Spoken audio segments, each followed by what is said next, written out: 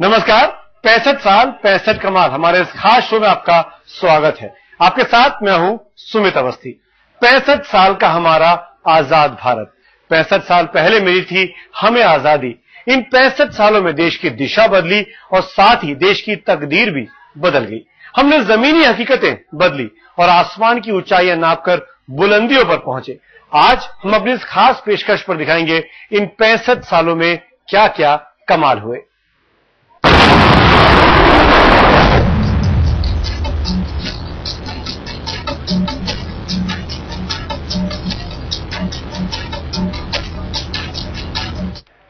आजादी के 65 साल बाद आज हम गर्व से कह सकते हैं कि हम दुनिया के सबसे बड़े लोकतांत्रिक देश के वासी हैं। आजादी के बाद देश को आगे बढ़ाने की योजनाएं बनी और देश चल पड़ा तरक्की की राह पर। कूटनीतिक तौर पर हम मजबूत हुए, मजबूत सरकारें बनी तो सरकार के खिलाफ बड़े आंदोलन भी हुए। पूरी दुनिया ने हमारी लोकतांत्रिक ताकत का लोहा माना। We made a tryst with destiny, and now the time comes when we shall redeem our pledge.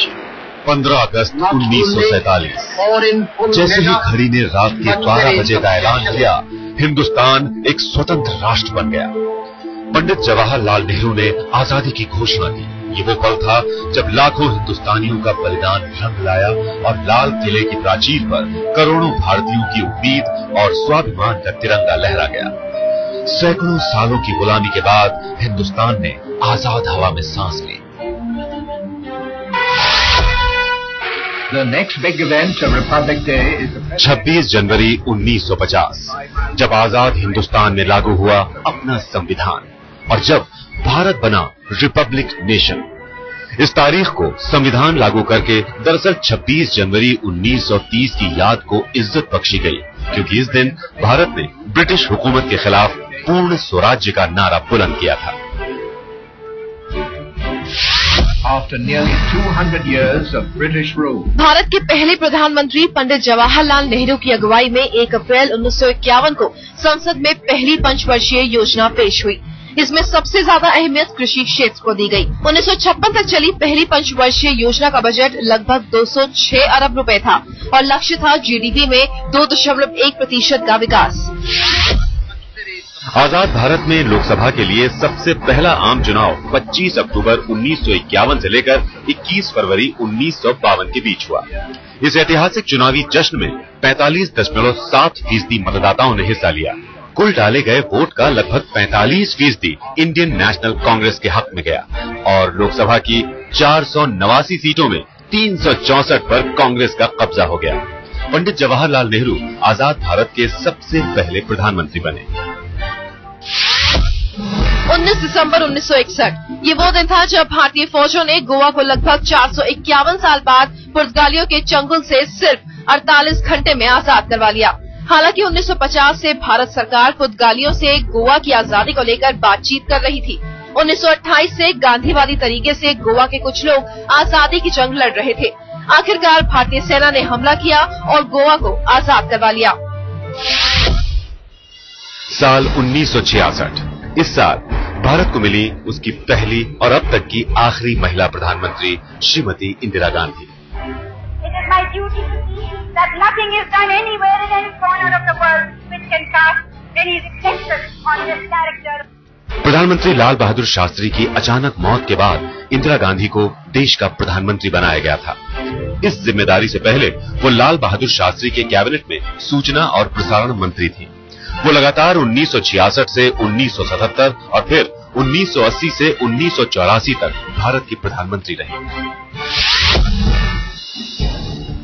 70 के दशक में कांग्रेस शासन के दौरान तानाशाही के हालात बन गए थे। उस वक्त की प्रधानमंत्री इंदिरा गांधी और उनके बेटे संजय गांधी के खिलाफ विरोध की लहर चल रही थी। उस वक्त 1974 में लोकनायक जयप्रकाश नारायण ने संपूर्ण क्रांति का नारा दिया और देश में सबसे बड़ा राजनीतिक आंदोलन हुआ। इंदिरा गांधी ने 26 जून 1975 में आपातकाल लगा दिया। आपातकाल खत्म हुआ। 1977 में आम चुनाव हुए। फिर देश में मोरारजी देसाई की अगुवाई में पहली बार जनता पार्टी की गैर कांग्रेसी सरकार बनी। इंदिरा गांधी की मौत के बाद जब राजीव गांधी प्रधानमंत्री बने तो उनका ये सपना था कि भारत 21वीं सदी में एक जेट की तरह टेक ऑफ करे और इस दिशा में उनका पहला कदम था देश में कंप्यूटर रेवोल्यूशन लाना। उनके इस कदम ने हिंदुस्तान को इंफॉर्मेशन टेक्नोलॉजी प्लेटफॉर्म पर विकसित देशों की कतार में ला खड़ा कर दिया। 25 जुलाई 2002 इस दिन मिसाइल मैन के नाम से मशहूर भारतीय वैज्ञानिक एपीजे अब्दुल कलाम भारत के राष्ट्रपति बने। ऐसा पहली बार हुआ जब एक गैर राजनीतिक शख्सियत ने हिंदुस्तान के सर्वोच्च पद की शपथ ली। कलाम का जन्म एक बेहद गरीब परिवार में हुआ था, जहां से चलकर वो राष्ट्रपति पद तक पहुंचे। भारतीय इतिहास में पहली बार कोई महिला देश की राष्ट्रपति बनी। एपीजे अब्दुल कलाम के बाद 25 जुलाई 2007 को प्रतिभा पाटिल देश की 12वीं राष्ट्रपति बनी। राष्ट्रपति बनने से पहले वो राजस्थान की गवर्नर थी। जय हिंद, जय भारत। ये 21वीं सदी की क्रांति थी। 74 साल के गांधीवादी समाजसेवी किशन बाबूराव हजारे उर्फ अन्ना हजारे ने पूरे देश को जन लोकपाल के नाम पर एकजुट कर दिया। सशक्त जन लोकपाल बिल की मांग को लेकर अन्ना पहली बार 5 अप्रैल 2011 को अनशन पर बैठे थे। लाखों लोगों ने उनका साथ दिया। इसके बाद 16 अगस्त को जब अन्ना अनशन पर बैठे तो सरकार ने उन्हें गिरफ्तार करवा दिया। इसकी व्यापक प्रतिक्रिया हुई। घबराकर सरकार ने उन्हें आजाद किया और दिल्ली के रामलीला मैदान में अनशन की इजाजत दे दी। लाखों लोग उनके समर्थन में आए। केंद्र सरकार झुकी और सशक्त लोकपाल बिल लाने का वायदा किया। लेकिन लोकपाल मुद्दे पर कोई बात न बनते देख हाल ही में अन्ना और उनकी टीम एक बार फिर अनशन पर बैठी और उनके आंदोलन का अंत राजनीतिक पार्टी के ऐलान के साथ हुआ। आजादी के बाद हम आगे बढ़े, कई पत्थर रखे, लेकिन इन राहों पर कुछ ऐसे लोग भी आए जो अपने आप में मिसाल बन गए।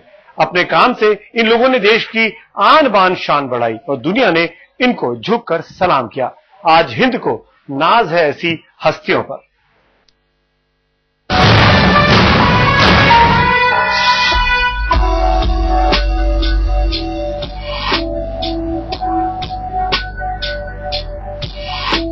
उन्नीस में अल्बानिया से एक नन एनएस गोंजा सेवा का भाव लिए दार्जिलिंग पहुंची थी, जिसे पूरी दुनिया ने मदर टेरेसा के नाम से जाना।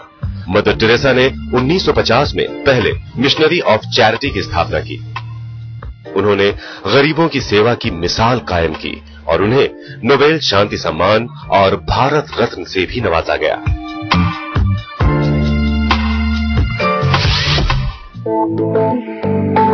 भारतीय मूल के वैज्ञानिक डॉक्टर हरगोविंद खुराना को मिला नोबेल पुरस्कार। 1968 में उन्हें आरएनए के न्यूक्लियोटाइड सीक्वेंस को सुलझाने और जेनेटिक कोड को समझने के लिए नोबेल पुरस्कार दिया गया। 1983 में फिजिक्स के लिए भारतीय वैज्ञानिक सुब्रमण्यम चंद्रशेखर को, तो 1998 में भारतीय मूल के अर्थशास्त्री अमर्त्य सेन को मिला नोबेल पुरस्कार। We have a go for main engine start. 6, 4, 3, 2, 1. We have booster ignition. अगस्त 1984 में स्पेस में लहराया तिरंगा। जी हां, स्क्वाड्रन लीडर राकेश शर्मा अंतरिक्ष में जाने वाले पहले भारतीय बन गए। उन्होंने अंतरिक्ष में 8 दिन गुजारे। We are now promoting number of independent power projects in the country.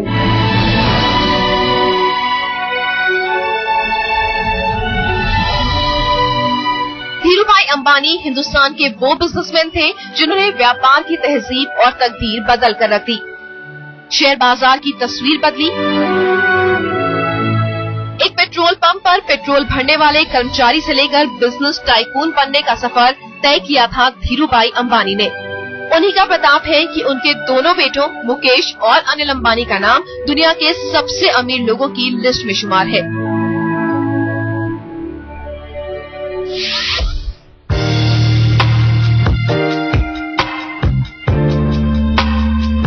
Tata साम्राज्य के मुखिया रतन टाटा 2007-2008 में लेकर आए आम आदमी के कार में घूमने का सपना। जी हां, 1 लाख रुपए में कार मुहैया कराने का वादा पूरा किया और आम जनता को दिया नैनो कार का उपहार।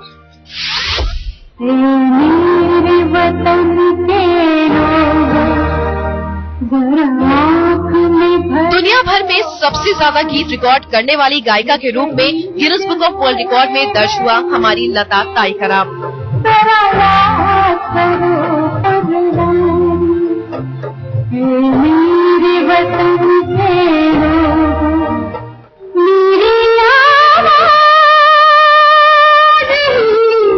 अपने 7 दशक की सुरीली यात्रा में लता मंगेशकर ने 30,000 से ज्यादा गीत गाए और मधुबाला से लेकर करीना कपूर तक लगभग हर दौर की अभिनेत्री के लिए अपनी आवाज दी।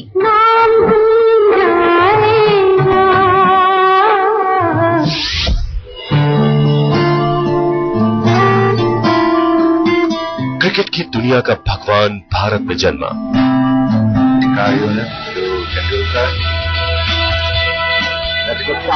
सचिन तेंदुलकर ने 1989 में पाकिस्तान में अपना अंतर्राष्ट्रीय क्रिकेट का करियर शुरू किया। फिर तो वो रिकॉर्ड के शहंशाह बने। सचिन तेंदुलकर वनडे और टेस्ट में 100 शतक बनाने वाले पहले खिलाड़ी बने।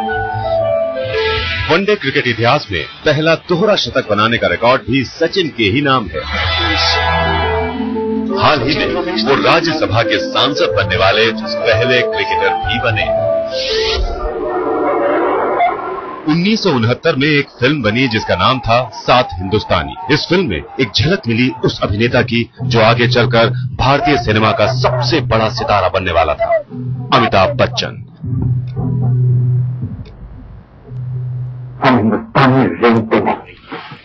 एंग्री यंग मैन से स्टार ऑफ द मिलेनियम। शराफत से खड़े रहो, ये पुलिस स्टेशन है, तुम्हारे बाप का घर नहीं। फिर केबीसी के जरिए टीवी का भी सबसे बड़ा सितारा। लोग उन्हें यूं ही बिग बी नहीं कहते, टॉम सेलिक।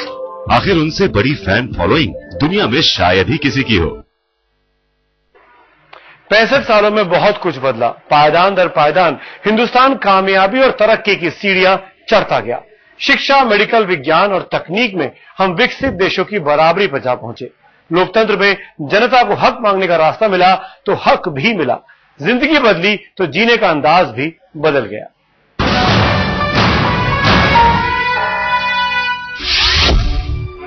पंद्रह सितंबर 1959 ये दिन हिंदुस्तान के इतिहास में सुनहरा पन्ना जोड़ गया, जब पहली बार एक छोटे से ट्रांसमीटर और चलताऊ स्टूडियो की मदद से देश में टेलीविजन ने दस्तक दी। इसका नियमित प्रसारण 1965 से ऑल इंडिया रेडियो के जरिए शुरू हुआ। इसके बाद 1972 में मुंबई और अमृतसर से भी ये सेवा शुरू की गई। विदेशी लिम्ब्रेटा और वेस्पा के दबदबे को मजबूत चुनौती दी हमारे बजाज ने। 1960 में जाने माने उद्योगपति जमनालाल बजाज को 2 व्हीलर बनाने का लाइसेंस मिला और हिंदुस्तान की सड़कों पर फर्राटा भरता नजर आया हमारा बजाज। शुरू में इसे पियाजियो कंपनी से आयात किया गया और बाद में 1972 में चेतक के नाम से हिंदुस्तान में लॉन्च किया गया। इस ब्रांड ने न सिर्फ हिंदुस्तानी सड़कों बल्कि हिंदुस्तानी दिलों को भी छुआ। भारत की नई तकदीर हमारा बजाज।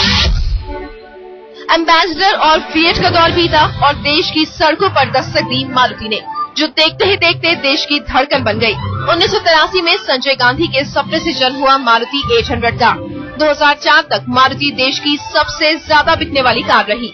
ये पहली कार थी जो हिंदुस्तान में बनी और तमाम मुल्कों को निर्यात की गई। मारुति और जापानी कंपनी सुजुकी का तालमेल पूरी दुनिया में एक ब्रांड के तौर पर पहचाना गया। 1967 से 78 के बीच देश में आई एक ऐसी क्रांति की लहर जिसे हरित क्रांति के नाम से जाना गया। नतीजा ये हुआ कि भुखमरी और बदहाली से जूझते देश में खाद्यान्न के भंडार लग गए और विदेशों से दोयम दर्जे का अनाज मंगाने पर मजबूर देश विदेशों को बेहतरीन अनाज निर्यात करने लगा। अमेरिका, रूस, चीन, यूरोप और जापान जैसे देशों को चुनौती देते हुए अंतरिक्ष अनुसंधान के क्षेत्र में भारत ने 1969 में स्थापना की भारतीय अंतरिक्ष अनुसंधान संगठन यानी इसरो की। 1975 में रूस के सहयोग से अपना पहला उपग्रह आर्यभट्ट और बाद में देश में बनाए गए सैटेलाइट लॉन्च व्हीकल 3 के जरिए रोहिणी को पृथ्वी की कक्षा में बड़ी कामयाबी से स्थापित किया।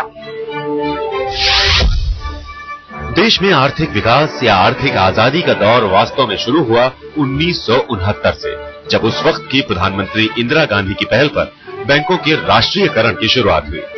19 जुलाई 1969 को 14 बैंकों का राष्ट्रीयकरण किया गया और इस समय देश में कुल 27 बैंक राष्ट्रीयकृत हैं।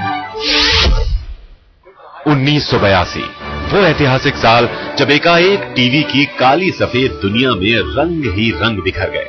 रंगीन टीवी ने भारत के टीवी दर्शकों के घरों को अपनी रंगीली चकाचौंध से रोशन कर दिया। 70 के दशक तक टीवी सिर्फ 7 हिंदुस्तानी शहरों तक ही महदूद था, मगर 80 का दशक टेलीविजन प्रोग्रामिंग के लिहाज से क्रांतिकारी रहा। 10 अगस्त 1995 एक यादगार दिन जब देश में लॉन्च हुई मोबाइल सेल फोन सेवा। एक ऐसी तकनीक आई जिसने आते ही कुछ ही समय में करोड़ों लोगों की जिंदगी को छू लिया।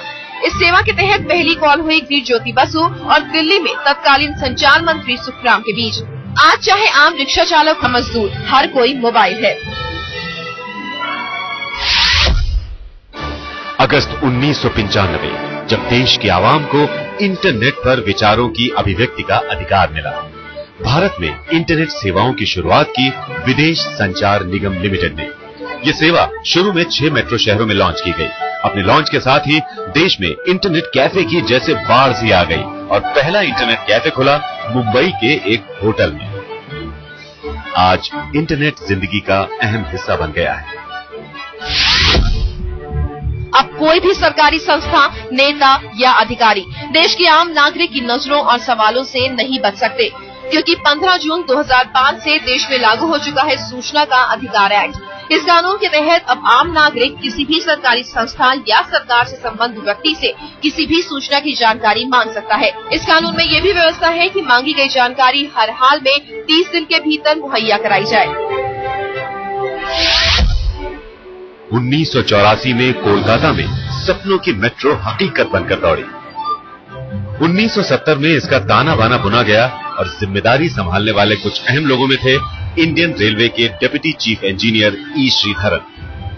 1984 में कोलकाता में मेट्रो दौड़ाने वाली टीम में शामिल ई श्रीधरन दिल्ली मेट्रो के नायक बनकर उभरे। उनकी अगुवाई में मेट्रो दिल की धड़कन की बनी।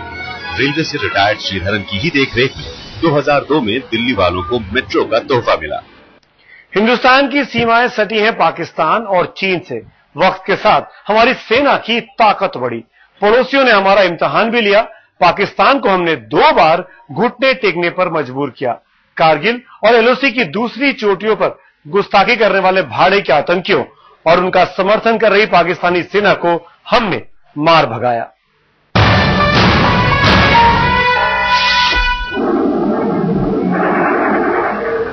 उन्नीस 1971 का साल हमारे गौरव का साल।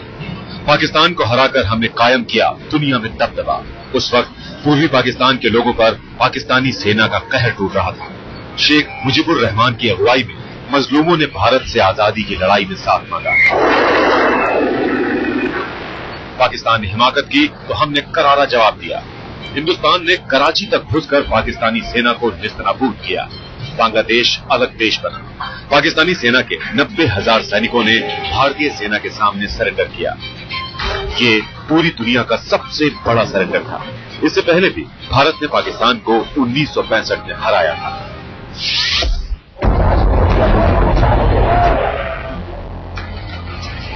उन्नीस 1974 में हिंदुस्तान ने पोखरण में कामयाब न्यूक्लियर टेस्ट करके पूरी दुनिया को अपनी ताकत का एहसास कराया। 1999 में एक बार फिर कामयाबी की दास्तान दोहराते हुए 5 न्यूक्लियर टेस्ट किए और पूरी दुनिया को ये जताया कि पहले किए टेस्ट महज इत्तेफाक नहीं थे। हिंदुस्तान इस छलांग के बाद परमाणु ताकत रखने वाले देशों की कतार में जा खड़ा हुआ।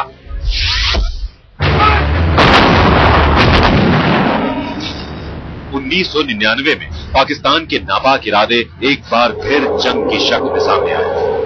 पाकिस्तानी सेना की नॉर्दर्न लाइट इन्फेंट्री की कई बटालियनों ने अफगानी लड़ाकुओं और भाड़े के सिपाहियों को लेकर करगिल और द्रास में भारतीय चौकियों पर कब्जा कर लिया। हिंदुस्तान ने दिया करारा जवाब। हमारे जवानों ने पाकिस्तानी सेना और आतंकियों को मार भगाया। जुलाई 1999 में एक बार फिर हर चौकी पर लहराया अपना तिरंगा।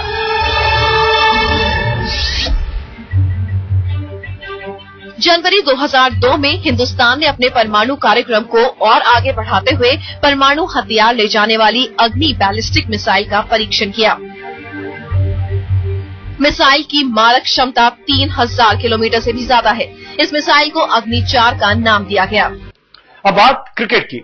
क्रिकेट गोरों का खेल था, हमने भी क्रिकेट खेलना सीखा। शुरुआत हार से हुई, लेकिन एक दिन वो भी आया जब हमने वर्ल्ड कप जीता।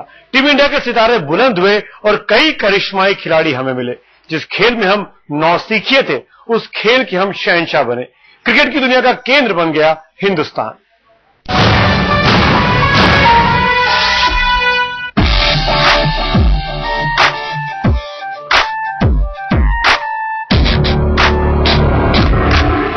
विजय हजारे की कप्तानी में भारत ने अपना पहला टेस्ट मैच जीता। भारत ने इंग्लैंड को तब के मद्रास और अब के चेन्नई में 1 पारी और 8 रनों से हराया। उसी साल लाला अमरनाथ की कप्तानी में भारत ने दिल्ली में पाकिस्तान को हराकर अपनी पहली टेस्ट सीरीज भी जीती। 1983 ये भारतीय क्रिकेट इतिहास का सबसे बड़ा दिन था। 2 बार की वर्ल्ड चैंपियन वेस्ट इंडीज की सुपर सितारों भरी टीम को फाइनल में हराकर भारत ने वर्ल्ड कप जीत लिया। कपिल देव ने लॉर्ड्स की बालकनी से विश्व कप को चूमकर वो लम्हा यादगार बना दिया।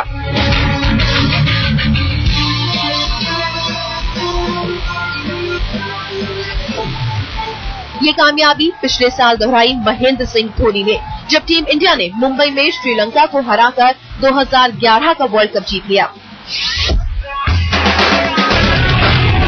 7 मार्च 1987 को पाकिस्तान के बॉलर एजाज फाकीह की गेंद को थर्ड मैन पर स्टीयर करके सुनील मनोहर गावस्कर जब 57 से 58 रन पर पहुंचे, तो वो टेस्ट क्रिकेट इतिहास में 10,000 टेस्ट रन बनाने वाले दुनिया के पहले खिलाड़ी बन गए।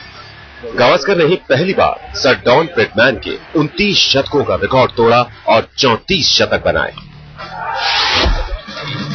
हरियाणा हरिकेन कपिल देव ने सर रिचर्ड हेडली का 431 टेस्ट विकेटों का रिकॉर्ड तोड़ा और 432 विकेट लेने वाले पहले टेस्ट गेंदबाज बने। ये कामयाबी कपिल ने 130 टेस्ट मैच खेलकर हासिल की। हसन तिलक रत्न ने कपिल के 432वें शिकार बने।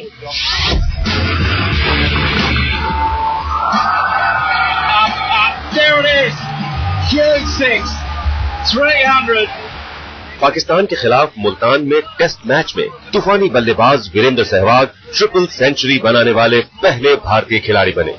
4 साल बाद 2008 में सहवाग ने दक्षिण अफ्रीका के खिलाफ एक और 13 शतक जड़ दिया। यही नहीं, पिछले साल 8 दिसंबर को सहवाग ने वेस्टइंडीज के खिलाफ वनडे में 219 रन जड़कर अपने गुरु सचिन का रिकॉर्ड तोड़ दिया।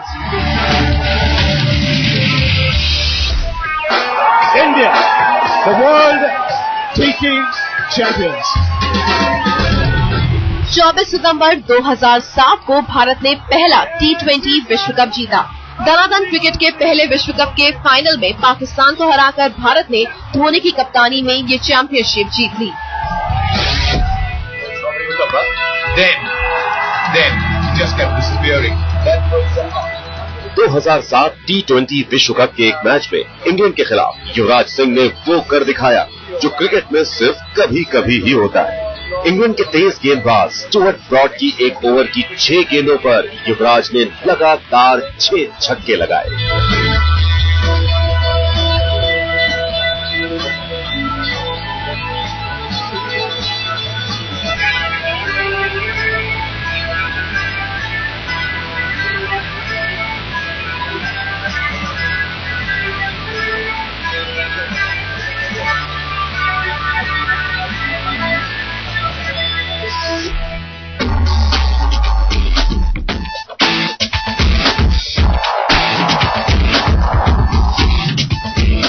अप्रैल 2007 को भारत में शुरुआत हुई आईपीएल या इंडियन प्रीमियर लीग की। दुनिया के बड़े से बड़े खिलाड़ी ने भारत आकर इस टूर्नामेंट में शिरकत की। अमेरिका के एनबीए के बाद आईपीएल खिलाड़ियों को सबसे ज्यादा पैसे देने वाला स्पोर्ट्स वेंचर बना और भारत का दबदबा क्रिकेट की दुनिया में और बढ़ गया। राष्ट्रीय खेलों और ओलंपिक में भी पिछले 65 सालों में कई कमाल हुए हैं। हमने राष्ट्रीय खेलों का आयोजन किया, कॉमनवेल्थ गेम्स का भी शानदार कामयाबी के साथ अंजाम तक पहुंचाया। हमारे जाबाज खिलाड़ियों ने तमाम पदक झटके तो ओलंपिक में भी खूब लहराया हमारा तिरंगा।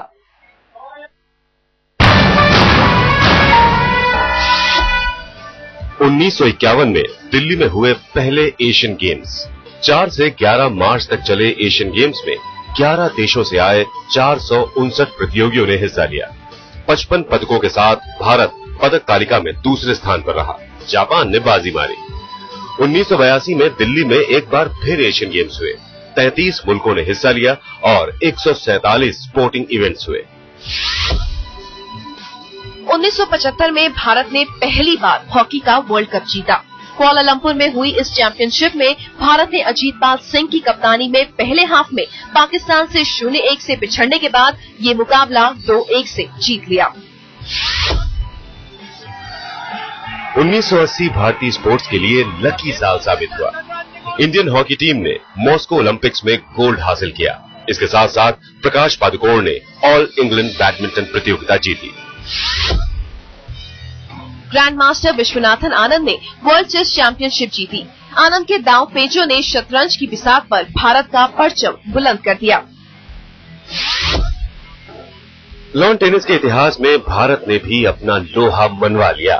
लिएंडर पेस ने 1996 अटलांटा ओलंपिक्स में मेंस सिंगल्स में कांस्य पदक जीता। लंदन ओलंपिक 2012 हिंदुस्तान के लिए सबसे सुनहरा दौर लेकर आया। पहली बार हिंदुस्तान को 6 पदक हासिल हुए। इससे पहले 2008 में हिंदुस्तान ने 3 पदक जीतकर इतिहास रचा था। लेकिन हाल ही में हुए ओलंपिक में भारत को 2 कुश्ती में, 2 शूटिंग में, 1 बैडमिंटन में और 1 बॉक्सिंग में पदक हासिल हुआ। कुल मिलाकर भारत ने 2 रजत और 4 कांस्य पदक हासिल किए। ओलंपिक में ये भारत का अब तक का सबसे शानदार प्रदर्शन है। 1951 और 1982 की एशियन गेम्स के बाद बारी आई 19वें कॉमनवेल्थ गेम्स की और इस बार भी पहले की ही तरह मेजबानी का सेहरा बंधा राजधानी दिल्ली के साथ। 3 से 14 अक्टूबर 2010 तक चलने वाले गेम्स के लिए दिल्ली को दुल्हन की तरह सजाया गया। CWG में 71 कॉमनवेल्थ देशों से आए 6071 प्रतियोगियों ने हिस्सा लिया। पदक तालिका में भारत दूसरे स्थान पर रहा। शेरा मैस्कट बना। इस मौके पर AR रहमान ने थीम सॉन्ग कंपोज किया। भारत की सड़कों पर पहली बार रेसिंग कारें पूरी रफ्तार से दौड़ी। इंटरनेशनल इवेंट फार्मूला 1 की रेस ग्रेटर नोएडा के बुद्धा इंटरनेशनल सर्किट पर हुई और लोगों ने इस पहल का जमकर स्वागत किया। जर्मनी के सेबेस्टियन वेटल ने ये रेस जीती।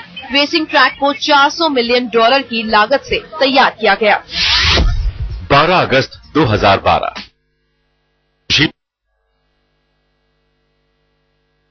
के पहले ऐसे खिलाड़ी बन गए जिसने लगातार दूसरी बार ओलंपिक पदक जीता है। 2008 बीजिंग ओलंपिक में सुशील कुमार ने कांस्य पदक जीता था और 2012 लंदन ओलंपिक में रजत पदक जीतकर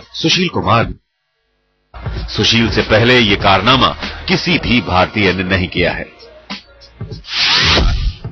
लंदन ओलंपिक 2012 हिंदुस्तान के लिए इस लिहाज से भी बेहतर रहा कि पहली बार बैडमिंटन में भारत को पदक हासिल हुआ और ये कारनामा कर दिखाया साइना नेहवाल ने। साइना नेहवाल को शानदार खेल के लिए कांस्य पदक मिला और इसी ओलंपिक में मैरी कॉम के बुक्कों का भी खूब दम दिखा। मैरी कॉम ने करोड़ों हिंदुस्तानियों की उम्मीद पर खरे उतरते हुए ओलंपिक मेडल हासिल किया। मैरी कॉम ने भी कांस्य पदक जीतकर हिंदुस्तान का नाम रोशन किया।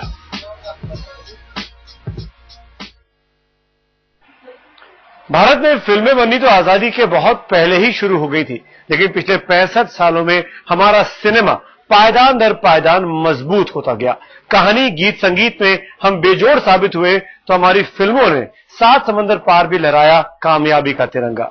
यही नहीं, दुनिया में सबसे ज्यादा फिल्में बनाने वाला देश हिंदुस्तान बन गया।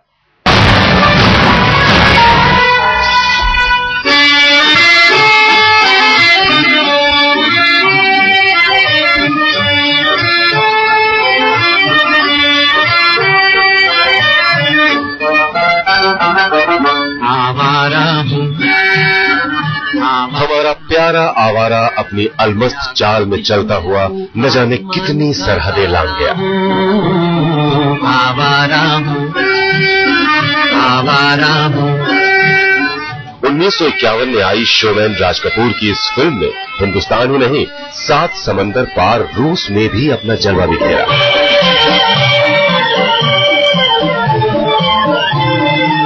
रूस में राज कपूर के लिए दीवानगी का ऐसा आलम हुआ कि इस शोमैन ने भी अपने सर पर लाल रूसी टोपी सजा ली। मेरा जूता है जापानी, ये पतलून हिंदुस्तानी, सर पे लाल टोपी रूटी, फिर भी दिल है हिंदुस्तानी। 1955 में सत्यजीत रे की पाथेर पांचाली की चमक अमेरिका के न्यूयॉर्क तक फैली। इसे पहली बार ऑस्कर के लिए नामांकन मिला। 1957 में महबूब खान की मदर इंडिया को ऑस्कर अवार्ड्स की सर्वश्रेष्ठ विदेशी भाषा की श्रेणी में नॉमिनेट किया गया। प्यार किया तो डरना क्या, जब प्यार किया तो डरना क्या, प्यार किया कोई चोरी नहीं की, प्यार किया। साल 1960 फिल्मकार के आसिफ की मुगल आजम पर्दे पर आई तो भारतीय सिनेमा का एक और सुनहरा वरक खुला। तुम्हारी मौजूदगी नाफरमानी की दलील है। पृथ्वीराज कपूर, दिलीप कुमार और मधुबाला के यादगार अभिनय से सजी इस फिल्म ने अपने दौर में कामयाबियों के तमाम रिकॉर्ड तोड़ दिए। और तुम कर भी क्या सकते थे? एक अजीम शान शहनशाह के सामने कोई कर भी क्या सकता है, मगर आज जिल्लाही को अपने जुल्म और मेरे सब की हद कदर करनी होगी। आज कहेंगे दिल का फसाना, जान दिल ने शादी जमाना। ब्लैक एंड व्हाइट फिल्मों के युग में के आसिफ ने खास तौर पर इस गीत को विदेशी तकनीक का सहारा लेकर कलर करवाया।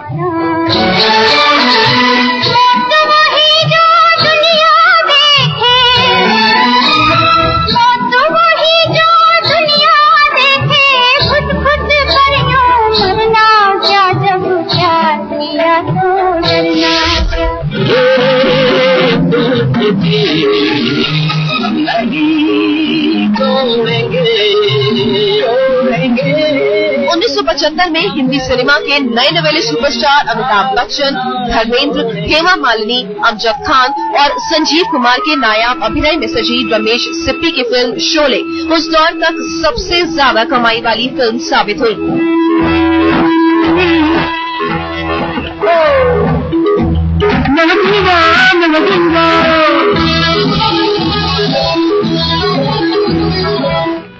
साल बाद भी शोले के डायलॉग्स लोगों को मुंज़बानी याद है। कितने आदमी थे सरदार? 2 आदमी थे।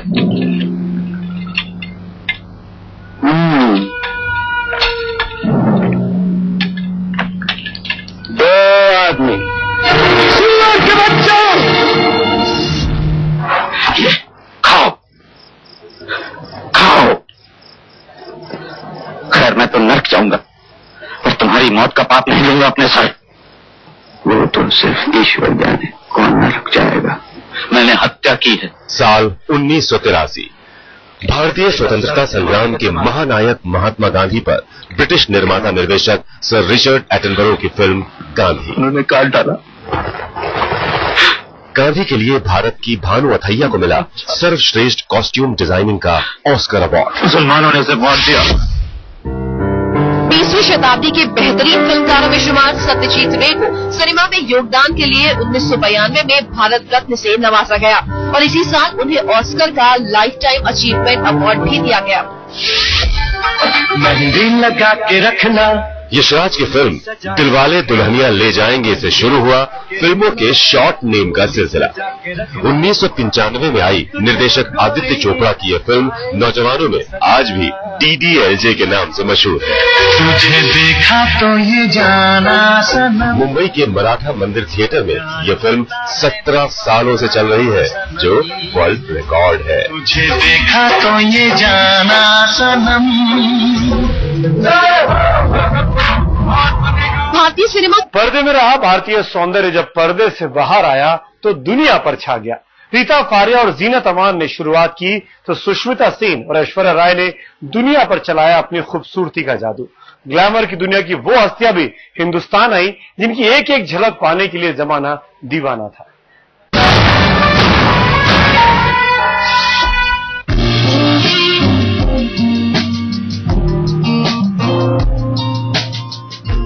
कम उम्र मेडिकल स्टूडेंट ने 1966 में इतिहास रच दिया। हिंदुस्तान की तारीख में पहली बार ऐसा हुआ कि सौंदर्य के क्षेत्र में भारतीय परचम फहर गया।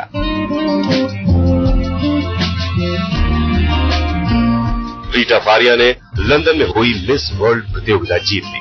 हालांकि 1 साल बाद अपने मेडिकल करियर को तवज्जो देते हुए उन्होंने मॉडलिंग को अलविदा कह दिया।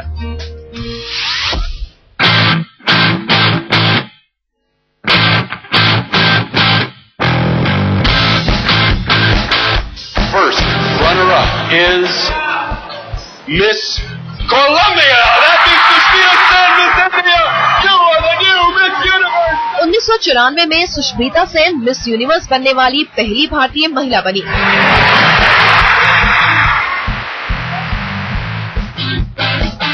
उसी साल ऐश्वर्या राय ने मिस वर्ल्ड प्रतियोगिता जीती। And Miss World 1994 is Miss India. And Miss World 1994 is Miss India. Sushmita के बाद लारा दत्ता मिस यूनिवर्स बनी। डायना हेडन, युक्ता मुखी और प्रियंका चोपड़ा ने मिस वर्ल्ड का खिताब जीता। इनमें से ऐश्वर्या राय और प्रियंका चोपड़ा ने जब बॉलीवुड को अपना करियर बनाया तो लोगों ने उनको पलकों पर बिठा दिया।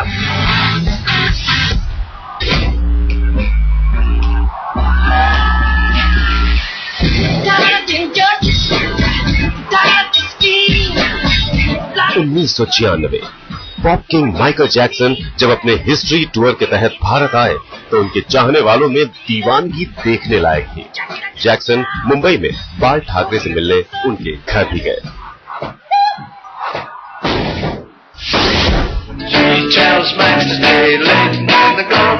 मशहूर रॉक बैंड बीटल्स 1968 में भारत आए और ऋषिकेश में महर्षि महेश योगी के आश्रम में रुके।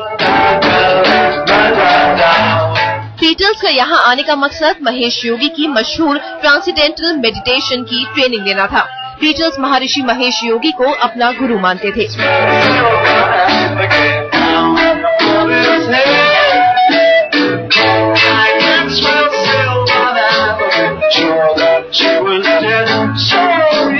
आजादी के बाद मीडिया जगत में भी कई कमाल हुए। मीडिया में क्रांतिकारी बदलाव हुए तो मीडिया ने भी देश को बदला। प्रिंट मीडिया के बाद इलेक्ट्रॉनिक मीडिया का जन्म हुआ और इसमें सबसे बड़ा कमाल किया आज तक ने। अपनी शुरुआत से लेकर अब तक यानी पिछले 11 सालों से आज तक है देश का नंबर 1 न्यूज चैनल और नंबर 1 ब्रांड।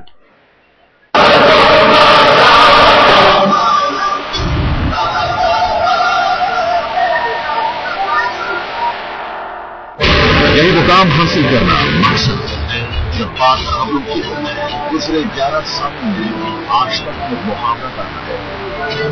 देश की खबर, देश का भरोसा। गुजरे सालों के आंकड़े इसकी तस्दीक करते हैं। खबर वही तो आज तक 5 राज्यों में विभिन्न सफलता, सचिन का मार्शल, क्रिकेट का ऑस्ट्रेलिया दौरा, आईपीएल का खास कवर, बुमरान तेरा, रेल मंत्री इस्तीफा कर जाए, दिल्ली के एनसीबी चुनाव, निर्मल बाबा का सच, महंगाई का मुद्दा, मीडिया की लड़ाई, सरदारी की भारत यात्रा। उम्र है आज तक के सर्वश्रेष्ठ नेतृत्व पर, दर्शकों का भरोसा है आज तक पर, ये आज तक की मजबूत साथ है आज तक। आजाद हिंदुस्तान की 65वीं सालगिरह पर यह थी हमारी खास पेशकश। 65 साल 65 कमाल। बाकी खबरों के लिए देखते रहिए आज तक।